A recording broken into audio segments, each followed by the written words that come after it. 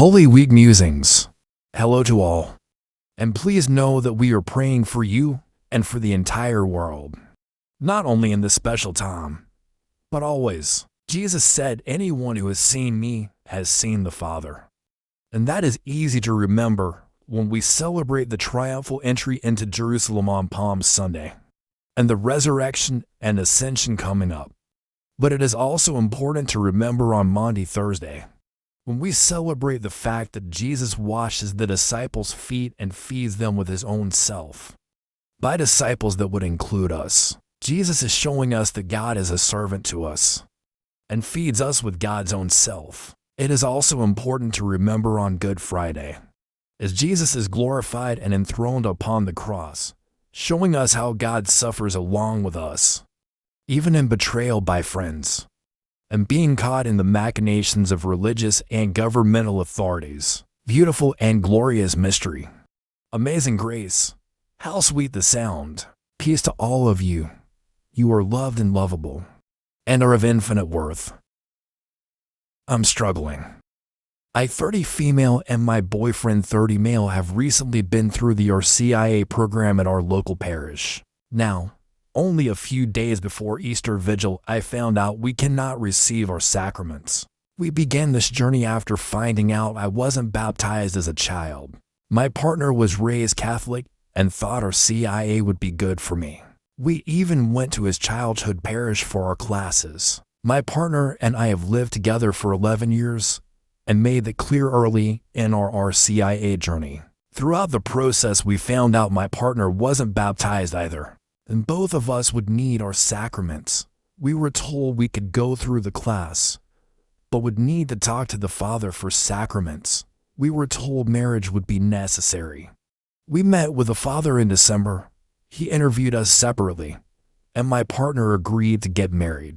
He said we could waive the pre-cana seminars, and we were given a focus packet to fill out, as well as a marriage affidavits to get filled out by family members. The Father also said we didn't have to get married at Easter Vigil, but needed a date set within 2 months of it.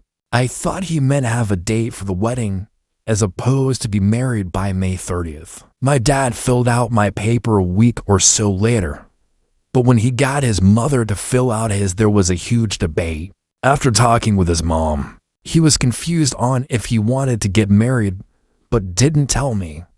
We continued with the program, and he avoided filling out the focus paperwork or getting his affidavit signed. A week before Easter Vigil, I approached him about possibly getting married at Easter Vigil instead of a later date. Indeed, he told me he wasn't sure he wanted to get married at all. He was confused and felt like he needed to talk out his feelings. I got him a meeting with our Father, the deacon who runs our CIA program, and one of our close Christian friends. He felt better about the whole thing afterwards, but wanted to go through the pre-cana seminars we had waived before, working out issues in our relationship that were leading him to feel confused.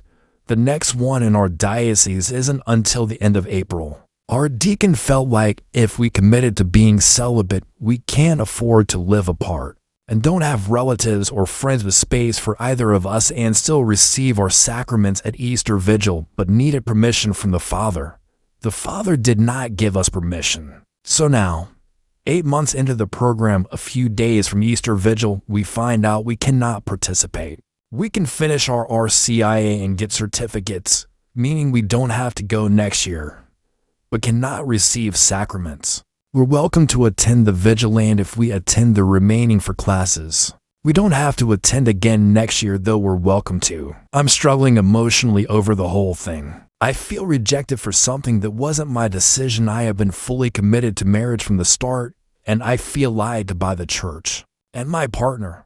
Everyone has been sympathetic of our situation, but I don't understand why we couldn't go with the deacon's initial suggestion. The Father has said usually you wouldn't even be allowed to begin our CIA unless the marriage situation is resolved first.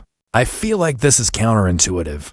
If I had been turned away so harshly at the beginning, I may not have stuck with the Catholic Church at all. We both felt really called to the church throughout this process. I felt like the Lord wanted us to get baptized at 30, the same year he was.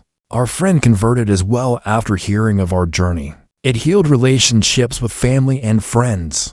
It is gutting to be standing at the culmination of an 8-month-long journey and be left out in the cold like this. I'm not sure I could bring myself to attend Easter Vigil now. Both the RCIA team and the father seem to be running interference to keep us from leaving the church entirely over this.